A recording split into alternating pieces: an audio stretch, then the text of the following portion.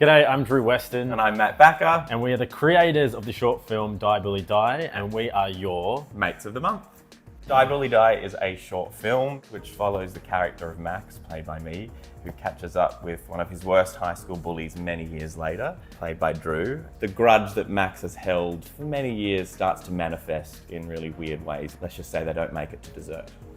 We feel that horror comedy, it pushes what the film can be, and I think bullying is such a universal topic, and whether it is got to do with homophobia or it could be with religion or body shaming or anything like that, I think a lot of people can relate. And of course, if you just had a film just about bullying, it can be quite intense. And also horror is my favourite genre, and Drew is a big fan of comedy. We wanted to find a way to mash those two genres together. Horror is a great genre for exploring a theme through different elements, whether it's a monster story or supernatural or a slasher.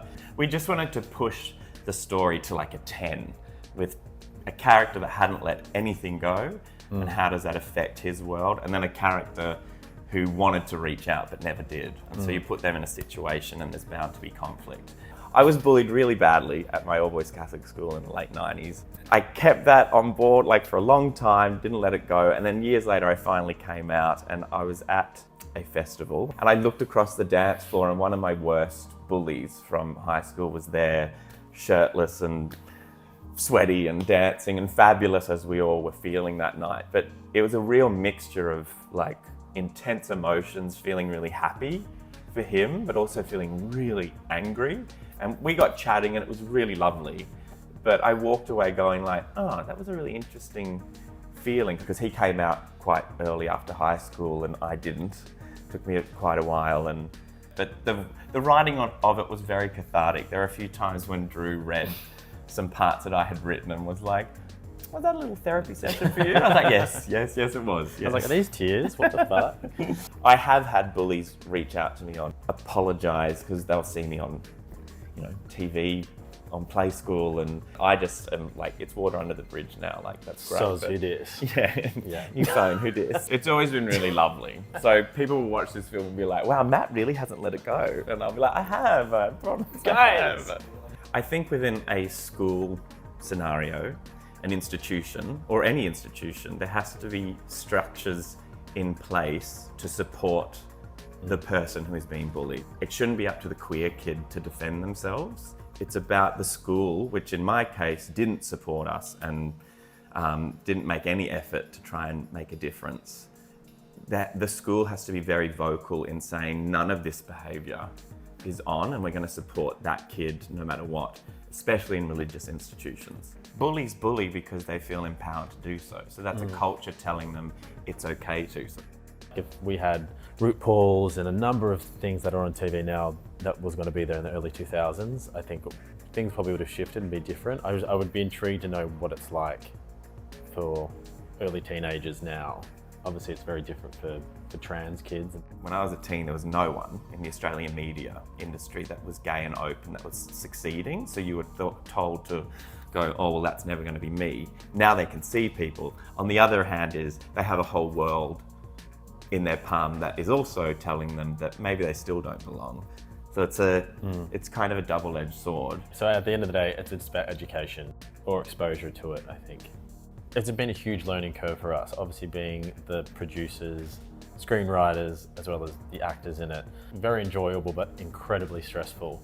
We're so proud with how this looks and sounds and everyone's performances in it, but you just realize it is like running up a hill. Like it's hard. I think probably doing it together has been such a treat. Ditto. And even from start to finish, like from writing the first draft, and we're like, this is amazing. And then by the time we filmed it, I think we're up to draft 18 or 20. It changes so much. And there were some really beautiful scenes that we really would love to have in there, but it kind of just didn't make the cut in the end. Which happens in the real world as well. Learning to let go. Yeah.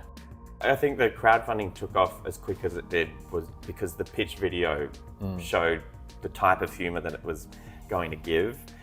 I actually think the genres, horror and comedy, are two really fab genres to just chuck on when you don't know what to watch. So people were like, oh yeah, that sounds fun.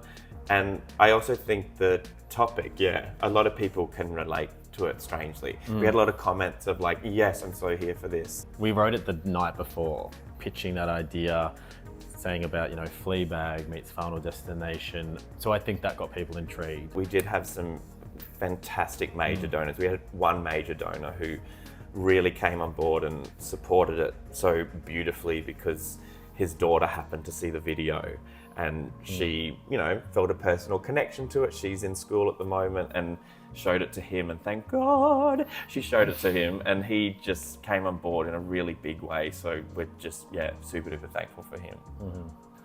I hope, first and foremost, that people just have a lot of fun with it. And I hope they come out of watching it feeling a little bit moved, looking at how we process traumatic events. If people can walk out going like, I'm going to cut myself some slack because I've hung on to that too long, or I'm going to cut that person some slack because I feel like they should just get over it.